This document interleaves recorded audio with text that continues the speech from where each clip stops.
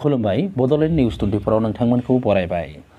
दिनै क'क्राझारनि साइन्स कलेजनि अडिटोरियाम हलाव दिस land knows as indigenous land rights with special reference to Bodo' बे आयदाखौ लानानै हादोरारि सावरायमेल जानानै थाङो आरो बे सावरायमेलखौ जयै बानजायदोंमोन बड' नेशनेल स्टुडेन्टस इउनियन बनसु, Bjsm, बड' राइटार्स एकाडेमि आरो AIBPNLBS आ।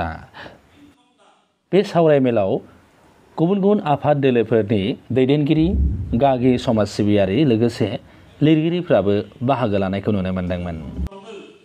दिनैनि सावरायमेलाव नुजाथिदोंमोन आरो बाहागो लादोंमोन गागि लिरगिरि आरो समाज सिबियारि आरो BEd कलेजनि बारग' गोरायुं डक्टर मंगलसिं हाज'वारि, बर' राइटार्स एकाडेमिनि आफादगिरि राजेन बसुमतारी, बारग' MP सानसुमा खुंगुर बसुमतारी बिथांमोना।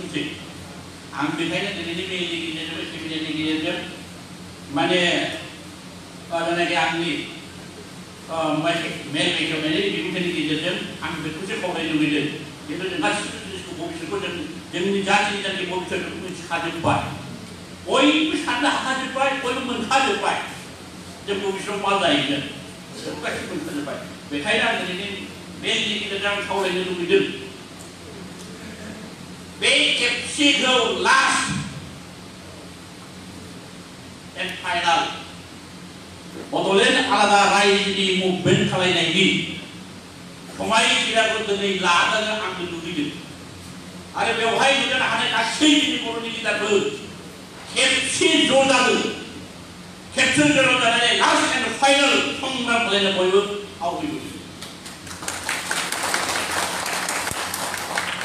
आं मिथिगौ, आंबो सानसुमा आंनि खिथु एक्सुवान दं साख्रिनिफ्राय दङ।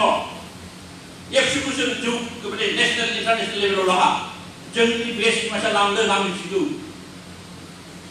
सोरबाया उफेन्दाखौ नुवाखै, जों उफेन्दाजों हाबाग्रा, उफेन्दानो ओंखाम ओंख्रि जगार खालामनांग्रा, उफेन्दानि गुदि गादाल थांग्रा बे जायगा सासे जिदा खोथा। बेखायनो आं जोंनि लिडारखौ खावलायदों, इग' प्रब्लेम, जोंनि गेजेराव इग' प्रब्लेम दं। बे जाथिनि खाथियाव एबार लास्ट एन्ड फाइनाल जायनाखि आन्दलन खालामनो ओंखारनाय बेवहाय इग' प्रब्लेमखौ गारलायनानै एकदम जयै बयखौबो आलादा रायजोनि नामाव आङो संग्राम खालामनो थाखाय बयखौबो आंनिफ्राय खावलायदों। सिरियास जाबाय, जोंनो थैयाखै, जों लाबोनाय, जों माबानाय सोरजिनाय जिनिसानो लेथेर जायोब्ला बिखा खामा होनबानो, बिखा गावा होनबानो नोंथांमोना सासे संसे गथ' जोनोम होदों, बे गथ'आ एक्सिडेन्ट थैबाय, दुखु मोनगोन नालाय आदा फिसाखौ मोननानै। दा बेयो जोंनि फिसाजोंनो सोरजिजानाय बे बिटिया, बे 60 दिननि आन्दाराव जों थांनानै थानायनि अधिकारखौ जों मोनबाय, 100% मोनाखै, माखासे मोनबावनांगौ दं। बेखायनो जों नांगौ दंलाया बे बिटिनि मोनखानायखौबो लेथेर फेथेर खालायो। बेखायनो एबार लास्ट जोंनो फर्मुलाया बेनो आलादा रायजो मोनाब्ला जों खुनु थांनानै थानायनि माबायानो भबिष्यतआनो गैया, लांखाना माने खानाखै आरो अन्धकार जोंनि थाखाय। बेखायनो आं सानसुमा दा जोंनि बुदिसे फांफाबरियारि आरो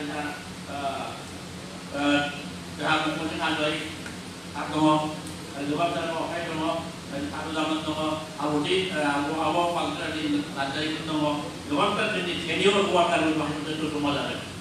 बेखायनो आंनिफ्राय गुरै खावलायनाय इग' प्रब्लेमखौ गारलायनानै खेबसे लास्ट ज' जानानै फाइनाल परिस्थितिजों संना थानायनि आंखौ खावलायदों। बे सावरायमेलाव माखासे आयदाफोरखौ लानानै सावरायबावो। बिटिआर गोरोबथायाव बड'लेण्डनि सिमाखौ बांहोनाय आरो खम खालामनाय, दानख'नाय आरो फुवारनाय बे आयदाखौ लानानैबो सावरायनाय जायो। नोंथांमोना नायगासिनो दंमोन बड'लेण्ड निउस 24। गोजोन्थों।